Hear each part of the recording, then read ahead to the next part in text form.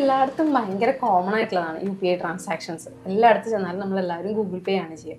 അപ്പം ഇങ്ങനെ UPIയിൽ പൈസ മേടിച്ചിട്ടുള്ള ആൾക്കാർ അവർ റിട്ടേണും ഫയൽ ചെയ്യാതിരുന്നു കഴിഞ്ഞാൽ അവർക്ക് എന്തൊക്കെയാണ് ടാക്സിൽ പ്രോബ്ലംസ് വരിക? ഒരുപാട് ആൾക്കാർക്ക് ഇൻകം ടാക്സിൽ നോട്ടീസ് വരുന്ന ഒരു കാര്യമാണ് ഇപ്പോൾ ചോദിച്ചത്.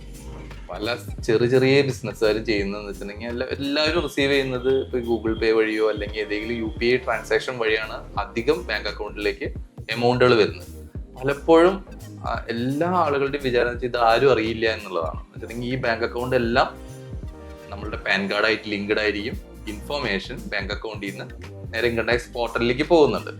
അപ്പോൾ ഇത്ര എമൗണ്ട് നമ്മളുടെ ബാങ്ക് അക്കൗണ്ടിൽ വന്നു എന്നുള്ളത് ഇൻകം ടാക്സ് ഡിപ്പാർട്ട്മെന്റിന് ഓൾറെഡി അറിയാം.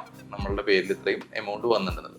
നമ്മൾ റിട്ടേൺ കൂടി ഫയൽ ചെയ്യാണ്ടിരുന്നു കഴിഞ്ഞാൽ നമ്മളത് അക്നോളജ് ചെയ്യുന്നില്ല. നമുക്ക് ഈ പൈസ കിട്ടിയെന്നുള്ളത് നമ്മൾ സമ്മതിക്കാത്തൊരു രീതിയിലാണ് ഡിപ്പാർട്ട്മെന്റ് കണക്കാക്കാം. അപ്പോൾ ഇപ്പോൾ കണ്ടുവരുന്ന രീതി എങ്ങനെയാണെന്ന് വെച്ചാൽ ഡിപ്പാർട്ട്മെന്റ് നോട്ടീസ് അയക്കുന്നു. പല ആളുകളും അവരുടെ ഇമെയിൽ ID-യിലും അവരുടെ ഇൻകം ടാക്സ് പോർട്ടലിലുമാണ് ഈ നോട്ടീസ് റിഫ്ലക്ട് ചെയ്യുന്നത്. പലരും അത് റിസീവ് ചെയ്യുന്നില്ല. അങ്ങനെ വരുമ്പോൾ ഡിപ്പാർട്ട്മെന്റ് ഇഷ്യൂ ചെയ്യുന്നത് ഒരു ഡിമാൻഡ് നോട്ടീസാണ്. അതല്ലെങ്കിൽ ഒരു അസസ്മെന്റ് ഓർഡർ ഇഷ്യൂ ചെയ്യുന്നത് ഒരു അൺഎക്സ്പ്ലെയിൻഡ് മണി ആയിട്ടാണ്. ഈ വ്യക്തിയുടെ ബാങ്ക് അക്കൗണ്ടിൽ കിടക്കുന്ന ആ പൈസേനെ അൺഎക്സ്പ്ലെയിൻഡ് മണി ആയിട്ടാണ് ഡിപ്പാർട്ട്മെന്റ് ട്രീറ്റ് ചെയ്യുന്നത്. അങ്ങനെ ട്രീറ്റ് ചെയ്താലുള്ള അപകടം എന്താണെന്ന് വെച്ചിട്ടുണ്ടെങ്കിൽ അതിന്റെ ടാക്സ് റേറ്റ് ഹയർ ആണ്. ഇങ്ങനെ അൺഎക്സ്പ്ലെയിൻഡ് മണി ആയിട്ട് ഒരു ആളുടെ ഇൻകം ട്രീറ്റ് ചെയ്ത് കഴിഞ്ഞാൽ ആ ഇൻകത്തുമേ 60% ടാക്സ് തന്നെ വരും. അതുകൂടാതെ 25% സർചാർജ് വരും. ഇതിന് പുറമെ നമ്മൾ 4% നോർമലി ഉള്ള സെസ്സും കളക്ട് ചെയ്യും.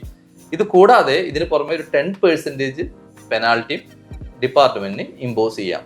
ഇപ്പൊ ഇത്ര എല്ലാം ടാക്സ് വരുമ്പോൾ ഏകദേശം നമുക്ക് എത്ര എമൗണ്ട് ആണോ ബാങ്ക് അക്കൗണ്ടിൽ വന്നുള്ളത് അത്ര തന്നെ എമൗണ്ട് ടാക്സ് അടയ്ക്കുന്ന ഒരു സിറ്റുവേഷനിലേക്ക് നമ്മൾ പോകും. അപ്പൊ അതുകൊണ്ട് ബാങ്ക് അക്കൗണ്ടിൽ UPI വഴി ട്രാൻസാക്ഷൻ റിസീവ് ചെയ്യുന്നുണ്ടെങ്കിൽ നമ്മൾ എപ്പോഴും ഉറപ്പിക്കേണ്ട കാര്യം എന്താ വെച്ചിട്ടുണ്ടെങ്കിൽ ഗുഡ്സ് ആൻഡ് സർവീസ് ടാക്സിന്റെ പരിധിയിലാണെങ്കിൽ GST രജിസ്ട്രേഷൻ എടുക്കണം.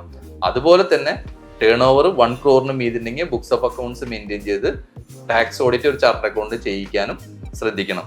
നിങ്ങൾ ശ്രദ്ധിക്കാതെ വിട്ടു കഴിഞ്ഞാൽ ഇതുപോലെയുള്ള നമുക്ക് തിരിച്ചടയ്ക്കാൻ പറ്റാത്ത രീതിയിലുള്ള ടാക്സ് ഡിമാൻഡുകൾ ജനറേറ്റ് ചെയ്യപ്പെടാനുള്ള സാധ്യതയുണ്ട്.